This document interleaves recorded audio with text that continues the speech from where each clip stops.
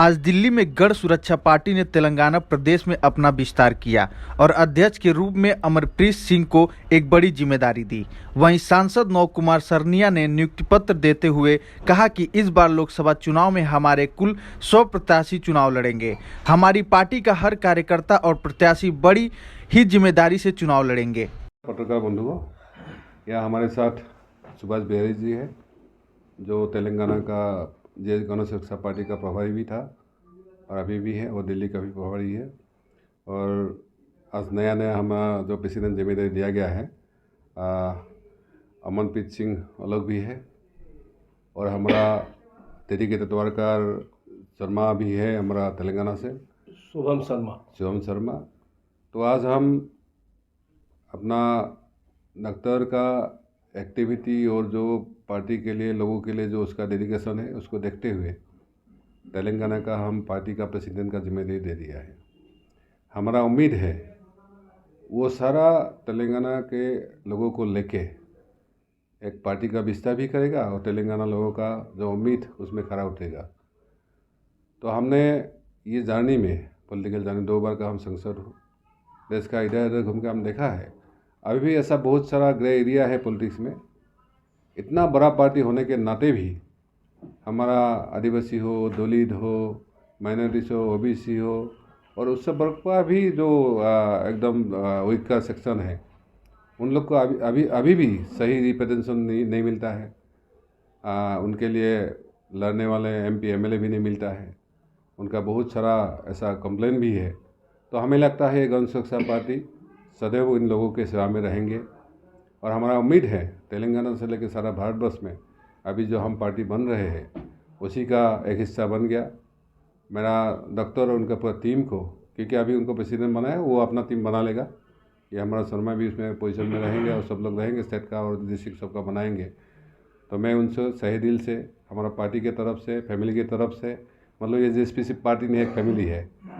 दूसरा पार्टी जैसा यह हमारा अंदर ऐसा कुछ गुटबाजी हो, ये चल रहा है, जगह हम चलेगा नहीं। एक पार्टी और हमारा फैमिली का मेंबर होने के नाते हम उसको वेलकम भी करता हूँ, और मेरे सही दिल से धन्यवाद भी है। वो तेलंगाना लोगों के लिए अच्छा काम करेंगे। पार्टी हारे जगह मतलब नहीं है, लेकिन हम लोगों को सेवा करना है। अगर पार्टी का लोगों ने अच्छी समझ है तो ज़रूर एक दिन ना एक दिन उसको शासन में लाएंगे। और इस बार हमारा देश का, सारा देश में कम से कम 100 से ज़्यादा हमको MP सीट लड़ने का है। उसी के तैयारी में हम हैं।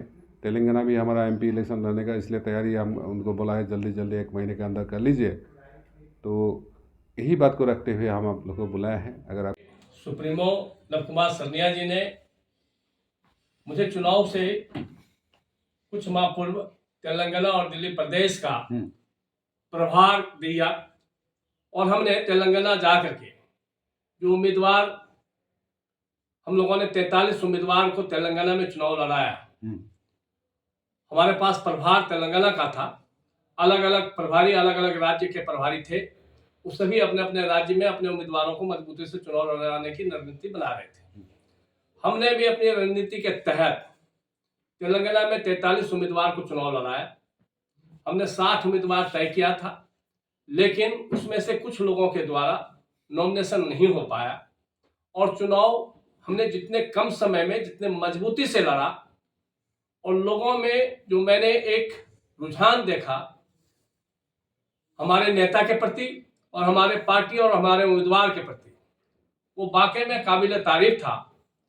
हम लोगों से ज़्यादा मेहनत वहाँ की लोकल जनता कर रही थी कि हमारे बीच में हमारी भावनाओं को, हमारे विषय को लेकर के कोई पार्टी आई है जो चुनाव मैदान में इससे पहले इस तरीके की पार्टियां नहीं आई। और उस चुनाव में आज हमने प्रदेश का प्रभार जरूर दिया है डॉक्टर अमन कुमार जी को, लेकिन हमारे नेता के विचारों को सुनकर, हमारे नेता के आदर्श और सिद्धांतों को देख करके इन्होंने अपना आस्था जताते हुए हमारे गण सुरक्षा पार्टी का झंडा थामा, और हमने इनको उम्मीदवार भी बनाया।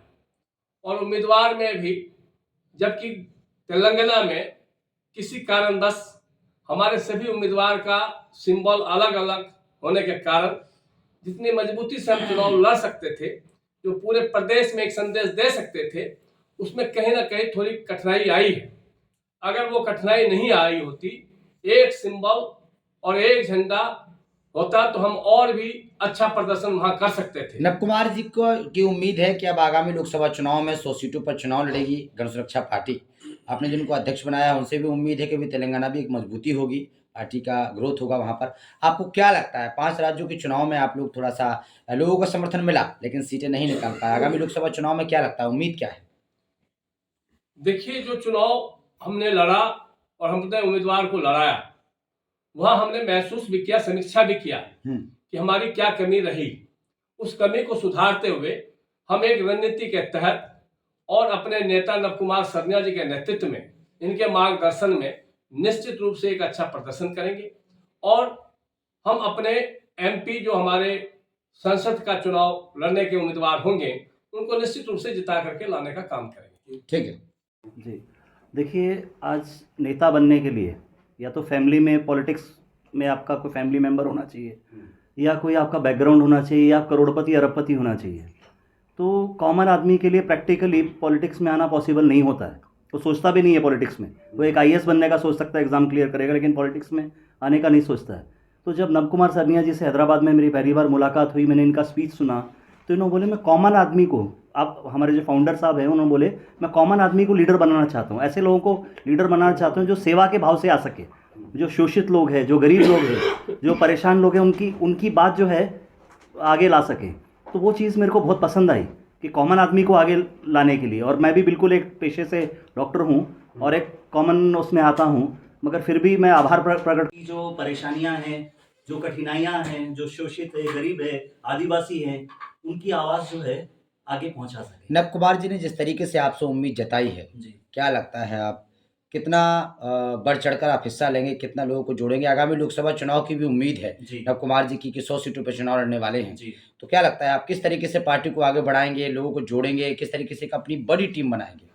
अभी देखिए, हमें पार्टी तेलंगाना में इस्टेब्लिश अच्छे से करना है, जैसा बूथ लेवल पे काम करना है, डिस्ट्रिक्ट लेवल पे पहुंचना है, मेंबरशिप ड्राइव करनी है, लोगों को पार्टी का संदेश पहुंचाना, उनको जोड़ना है पार्टी से, और ताकि लोग जो है अपनी स्वेच्छा से आके जो सेवा भाव रखते हैं वो सब लोगों की एक टीम बनानी है। टीम बनाने के बाद उनमें से चिन्हित करना है कि कौन से कैंडिडेट है जो कि लोकसभा के लिए लड़ सकते हैं, जिनका पोटेंशियल है और जो सेवा भाव रखते हैं, तो उनको ला करके आगे हम कोशिश करेंगे तेलंगाना से मैक्सिमम जो है एमपीज को, 10 एमपीज को हमारा टारगेट रहेगा तेलंगाना से, उनको लड़ा के और अच्छे खाली जो संदेश है नव कुमार जी का, हमारी पार्टी का, वो पब्लिक जनता तक पहुंचाने का, उनको कन्विंस करने का और एक ऐसा नेता पार्लियामेंट में, संसद में लाने का जो कि सेवा भाव रखे, करप्शन ना हो, सेवा भाव रखे और वाकई में ग्राउंड लेवल पे जनता के लिए काम कर सके।